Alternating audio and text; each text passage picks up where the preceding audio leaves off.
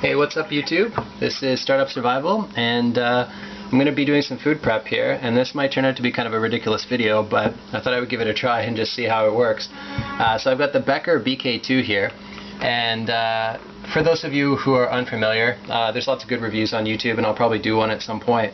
But this is, it's made by Kabar, and it's a very heavy duty knife. Like, if you hold this knife, and you've never been into like survival blades or anything like that, this will be like the heaviest knife you've ever held.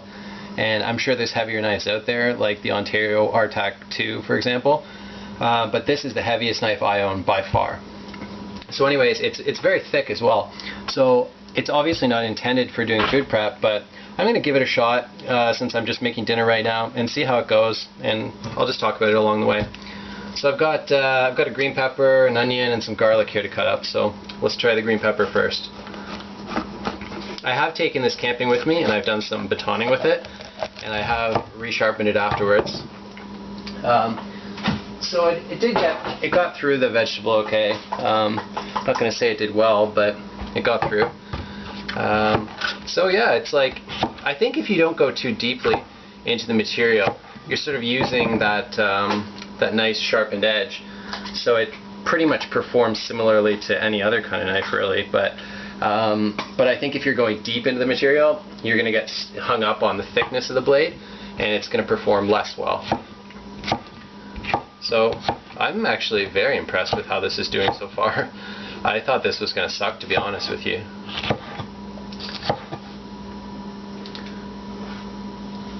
So it's not doing too badly. So I'll just talk a little bit about my survival knife philosophy.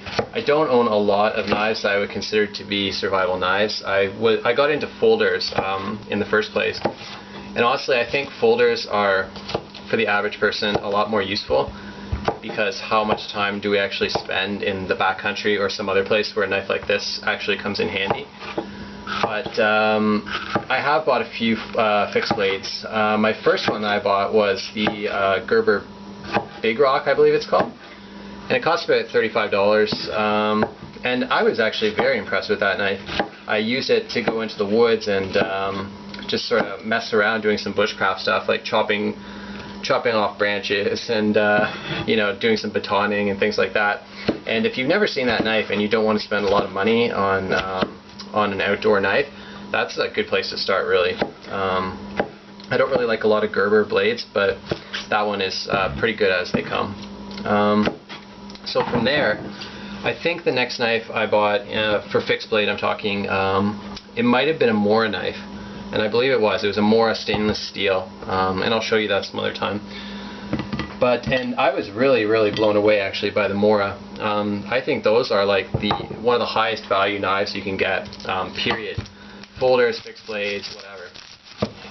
And very impressed, but it doesn't handle, like, you can't chop down a tree with it, or maybe you could. I mean, if you had enough time you can probably do anything, but it's not intended, I believe, for heavy duty sort of bushcraft stuff.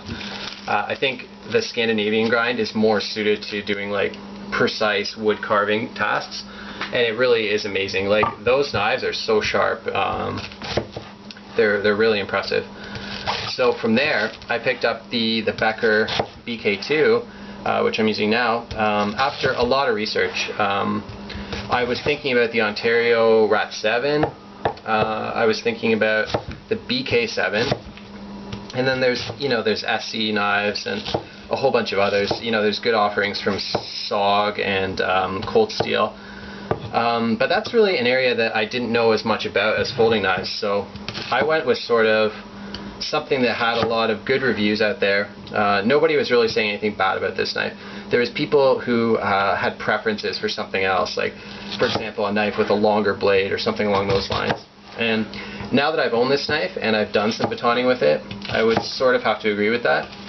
I found that batoning with this knife, I personally find it rather challenging. It depends a lot on the wood. I found that, like, if the wood has a moisture content to it, I found that batoning is more difficult, and I don't know if that's just my own experience or if that is something that happens in general, but I've batoned with it a few times and had different moisture contents in the wood, and certainly when the wood was drier and sort of better quality, I found that batoning was much easier. So I think that long term, I'm not sorry that I bought this knife. I think it's a really excellent first sort of high quality survival knife for somebody to own. But if I was to make a recommendation or make a change now, I would have gone for the BK7. I have handled that knife in the shop, and it's got a 7-inch blade. I think this is 5 or 5.5 inches or something like that. And the 7-inch blade knife is actually lighter than this one. Like, this knife is just, it's a 1/4 inch thick, I believe, if I'm not mistaken. So that really accounts for a lot of the weight. I watched an interview with the maker of this knife, Ethan Becker. And I think he was being interviewed by Equipped to Endure or something like that. And the interview was really cool, actually. The guy was telling a story about how some soldiers serving in Afghanistan, they had to pry open a door or something like that. I don't know what the door was. I can't really remember the story that clearly, to be honest. But they had to pry open a door, and they used the Becker knife to do it with. And I think they sent him the knife afterwards or something like that. And it was kind of destroyed, but it did manage to do the job. It pried open a door. So if you want a knife that can do a pretty intense task like that, then perhaps this is the one for you. And as we're seeing here, I'm coming to the end of my food prep, but it's really doing an impressive job on this. I'm very surprised. I was expecting it to rather suck at this, but I'm getting some pretty good results. So there you go. Wood splitting, door prying, food prep. This knife apparently can do it all. So I definitely recommend this knife. I don't know if this is a complete review or not. It's just kind of me rambling while I'm chopping up vegetables. But yeah, very impressed with this knife. I think doing food prep with knives is like a really good test, actually, for sharpness and stuff like that. Because you can, you could chop a piece of wood with this, and it doesn't have to be really that sharp. But to, excuse me, to cut paper or chop vegetables or something like that, the knife does have to be pretty sharp. And I do actually have a piece of paper here, so let's just see how it goes. This is like a political newspaper that is from my elected official for my neighborhood, so it's the perfect thing to cut up with a knife, I would say. But yeah, the knife's doing pretty good. So I credit that partially to the design, but also partially to my sharpening skills. Because last time I got back from camping, I resharpened it, and I put some mineral oil on it to prevent rust, because it is a 1095 steel. Okay, well, it's definitely not kicking butt with the paper, but it's getting through it. Anyways, yeah, the Becker BK2 Kabar, awesome knife.